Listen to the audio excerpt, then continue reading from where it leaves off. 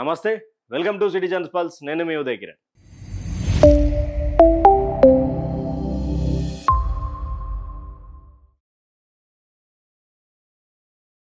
తెలంగాణలో ఉన్నటువంటి ప్రతి ఒక్క గ్రామం, మండలం, నియోజకవర్గం 33 జిల్లాలకు సంబంధించినటువంటి తెలంగాణ రాష్ట్రంలో ఉన్నటువంటి జిల్లాలు. ప్రతి ఒక్క మండలంలో అడుగు, ప్రతి ఒక్క గ్రామంలో అడుగు, ప్రతి ఒక్క వార్డులో అడుగు, ప్రతి ఒక్క మున్సిపల్ కార్పొరేషన్లో అడుగు, ప్రతి ఒక్క మున్సిపాలిటీలో అడుగు. ఒకటే నినాదం వినిపిస్తా ఉన్నది తెలంగాణ రాష్ట్రం. అది నేను చెప్పడం కాదు. చాలా మంది సర్వే చేసిరు. అదే కారే రావాలి అస్తం పోవాలి. అంటే తెలంగాణ రాష్ట్రంలో 10 సంవత్సరాల పాటు అధికారంలో ఉండి అంతకు ముందు 2001లో పార్టీ స్థాపించి తెలంగాణ రాష్ట్రం కోసం నిరాహార దీక్ష చేస్తూ ఎన్నో ఉద్యమాలు ముందుండి నడిపించినటువంటి నాయకుడే మరోసారి సీఎం కావాలి, ఈ సైకో రేవంత్ పోవాలి అనే నినాదాలు బలంగా వినిపిస్తున్నాయి. అసలు ఈ 2.5 సంవత్సరాల కాలంలో ఎందుకు ఇంత తిరుగుబాటు తనం తెలంగాణకు వచ్చిందో ఒకసారి తెలుసుకునే ప్రయత్నం చేద్దాం. అయితే 2014లో అప్పటి టీఆర్ఎస్ పార్టీ, ఇప్పటి బీఆర్ఎస్ పార్టీ అధికారంలోకి వచ్చింది.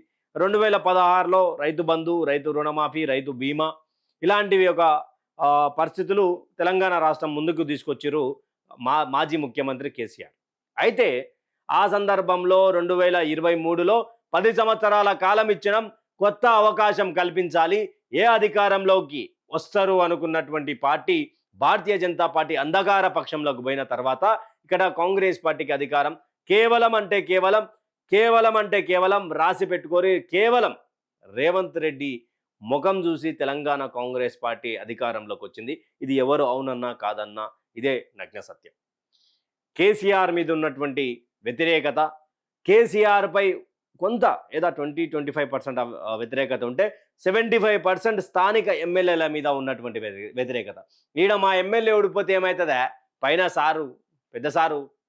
పెద్ద బాపు వస్తాడు కదా ఆ కోణంలో వాళ్ళ సొంత ఎమ్మెల్యేలను ఓడగొట్టుకుంటా అక్కడ ఉన్నటువంటి బీఆర్ఎస్ కార్యకర్తలు కావచ్చు, కాంగ్రెస్ కార్యకర్తలు కావచ్చు, కొంత వ్యతిరేకత భావజాలం, తర్వాత నిరుద్యోగుల సంబంధించినటువంటి ప్రచారం పెద్దగా అక్కడ ప్రభావం చేసింది. గ్రామాలలో తల్లిదండ్రులను, అమ్మ నాకు ఉద్యోగం రాలే 10 సంవత్సరాల పాటు తెలంగాణ ఉద్యమంలో పనిచేసిన కేసీఆర్ మమ్మల్ని మోసం చేసినట్టే తల్లిదండ్రులు కూడా కొంత అటు సైడు ఆకర్షితులై కొంత కాంగ్రెస్ పార్టీకి సపోర్ట్ చేసినటువంటి పరిస్థితి. అయితే ఈ మరో కోణం ఏంది, వీళ్ళు ఇచ్చినటువంటి పథకాలు 2023 కంటే ముందు జరిగింది ఇవే. అధికారం మార్పు జరగకముందు ఏం చేసిరు వీళ్ళు, ఇట్లా మేము రేవంత్ రెడ్డి మాట్లాడినటువంటి మాటలు ఏంది, కేసీఆర్ ఏమో 2016 ఇస్తున్నాడు పెన్షను, ఆ 2016 కాస్త మేము 4016 చేస్తాం, దివ్యాంగులకు 4016 ఉంది కదా మేము 6016 చేస్తాం. ఇది పెన్షన్ల విషయంలో వృద్ధులను, దివ్యాంగులను ఆకట్టుకున్నటువంటి మాటలతోటి రేవంత్ రెడ్డి ఒక జాలి వదిలి దాంట్లోకి వెళ్ళి మొత్తం వలలాగా గుంజి పూర్తిగా అందరినీ నివ్వెరపోయేటట్టు ఇక పెన్షన్లు మాకు పెరుగుతాయి అంటే రెండింతలు, 2000కు 4000 రావడం, 4000కు 6000 రావడం, అందరికీ 2000 యాడ్ చేసిండు. అరే నీ అమ్మ, మాకు 2000 వస్తే ఇట్లా 500 అక్కడ పోయినా 500 ఇక్కడ, ముసలోళ్ళది ఎట్లుంటుంది అబ్బా, ఒక ఇంట్లో 2000 నెలకు వస్తున్నాయంటే ఇక అబ్బా నాయన మేము కూరగాయల ఖర్చు, ఆ ఖర్చు, ఈ ఖర్చు, తాగుడు, తిండి, చుట్టాలు వస్తేంది, ఆలు బక్కాలు వస్తేంది, ఇదంతా కూడా నడుస్తుండే. అరే 4000 వస్తుందంటే ఇంకా దీన్ని ఎట్లయినా మనం చేసుకోవచ్చు కదా అనే కోణంలో కాంగ్రెస్ పార్టీకి అదొక మొదటి అంశం కింద అది పడ్డది.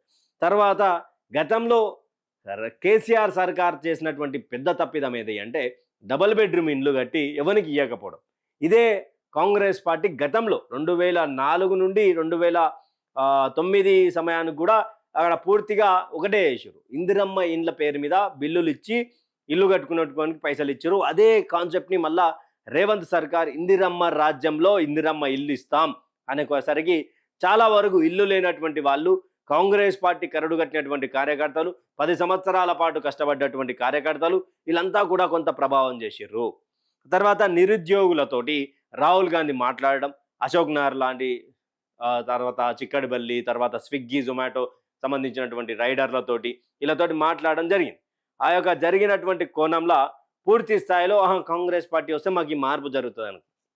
ఇంకొకటి ఆడబిడ్డలకు సంబంధించి, ఇక ఇంజనీరింగ్ చదివినా, డిగ్రీ చదివినా వాళ్ళకు స్కూటీ ఇస్తాం, వాళ్ళకు ల్యాప్టాప్లు ఇస్తాం, ఫోన్లు ఇస్తాం అని చెప్పి విద్యార్థులను ఓవైపు ఇటు సైడ్ మలుచుకున్నటువంటి పరిస్థితి. అంటే అమ్మ మాకు స్కూటీ వస్తుంది కదా అనే కోణంలో. తర్వాత ఉచిత బస్సు పథకం ఇక అదొక్కటే చేసారు. 6 గ్యారంటీలలో ఇది ఒక ఉచిత బస్సు పథకం తప్ప ఏది పూర్తిగా కాలేదు. కానీ ఉచిత బస్సు పథకం అనగానే ఆడోళ్ళంతా కొంత ఆ లేడీస్ ఓట్ బ్యాంక్‌ని గ్రాబ్ చేసింది ఈ రేవంత్ సర్కార్.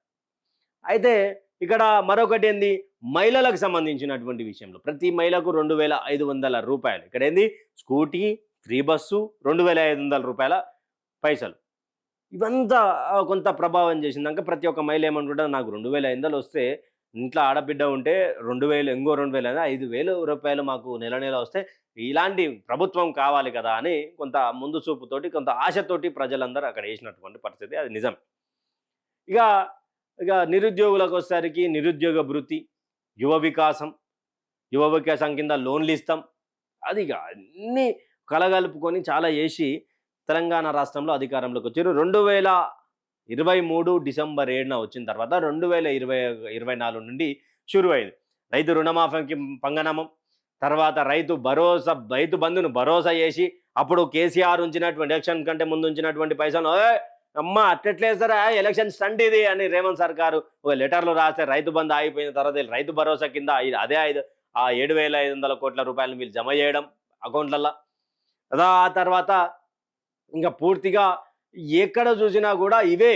ఇక ఈ హైదరాబాద్లోకి వచ్చేసరికి హైడ్రా పేరు మీద పేదల ఇండ్ల మీద బుల్డోజర్లు ఎక్కినాయి. రాత్రికి రాత్రి నేలమట్టం అయిపోయినాయి. ఎన్నో వేల ఇండ్లు, ఎంతో కలతో కట్టుకున్నటువంటి ఇండ్లు ఉన్నాయి.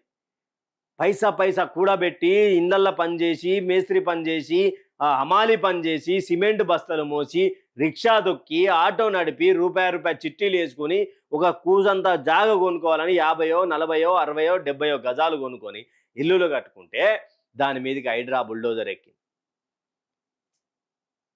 రైతు ఏది మహిళకు 2,500 ఇస్తున్నారు, అది పంగనామం పెట్టారు. రైతు బంధు పంగనామం, రైతు బీమా పంగనామం, యువ వికాసం 3 నామాలు.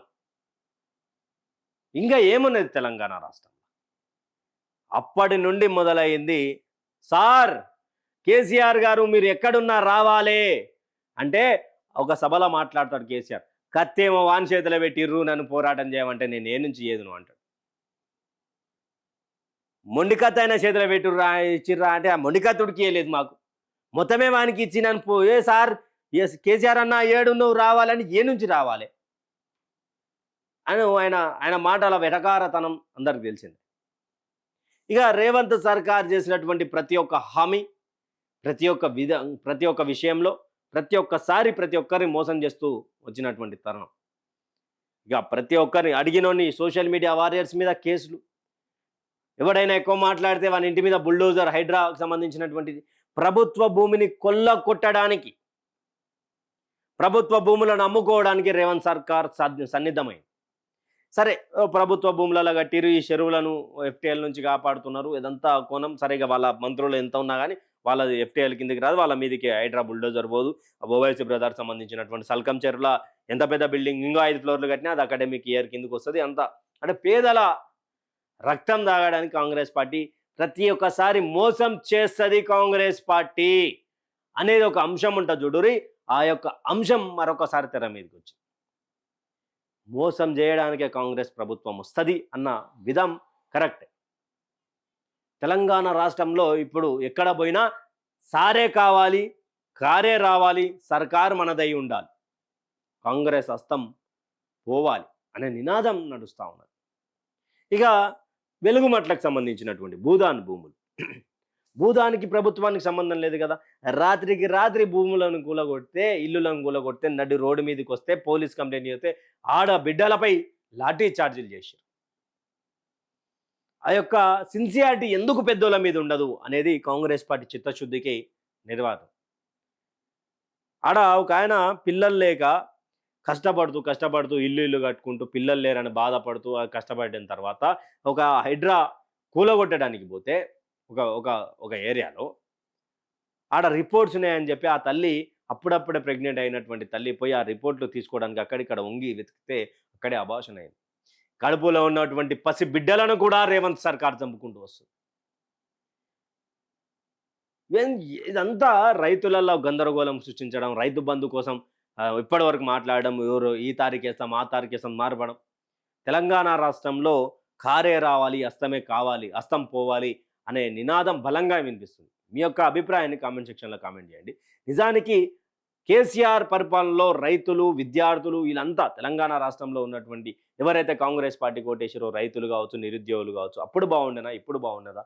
అసలు హైడ్రా బుల్డోజర్‌లతోటి ఇబ్బంది పెడుతున్నటువంటి రేవంత్ సర్కార్ ఆహ్, ఆహ్, పాలనపై మీ అభిప్రాయాన్ని కూడా కామెంట్ సెక్షన్‌లో కామెంట్ చేయండి. Thank you for watching. Stay tune with citizens pulse.